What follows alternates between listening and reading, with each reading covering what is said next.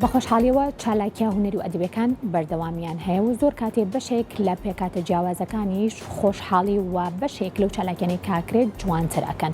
لە ئێستاە چالاکیەکی بڵین شارخێنەوە بەڕێوەچوە کە تیا بەشێک لە نووسەران کە لە پێکاتەکانی سریانین و هەروە کوردن و هەروە عەرەبن دیارە ئەو بۆ تەکەڵکردنی جارێکی تر ئەدەبیات و هەروە جارێکتر گفتوگۆکردن لەسەر بەشێک لە زمانە جیاوازەکان و لە دیالێکتە جیاوازەکانیش ئەمە خۆی لە خۆیان گرنگی و تایبەتمەندی خۆی بەتایبەتیش بۆ کۆڕە شاریەکان و هەروەها جیاوازی ڕا و جیاوازی بەشێک لە ئەدەبیاتیش ئەمە خۆی ئەتوانێت کە چێژێکی تایبەت بە کۆڕە شارەکان بەستێت. لە ئێستاە شعر بڵین کۆڕێکی شعری تایبەت کە بەشێک لە شاعیرانی هەم سریانی هەم کورد و هەم عەرەبی جارێکی تر پێکەوە کۆکاتەوە.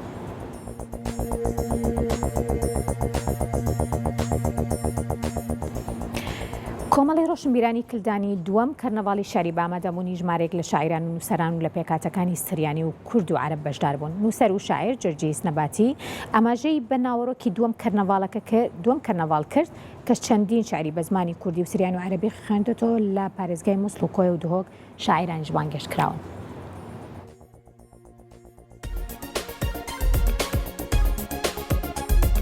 هەر فترەیە کە دەبینی مثلا مەجالێکی دەبیتن شاعرەکان خردەبنەوە ئەویان کۆنتاکیان لەگەڵ دەکەن مثلەن کە مەجالان هەبیتن بێنە سەردانی کۆمەڵگەی ڕۆشنبیری کلدا بکەن تەهیئە دەکرێتن و دەستیان پێ دەکەن.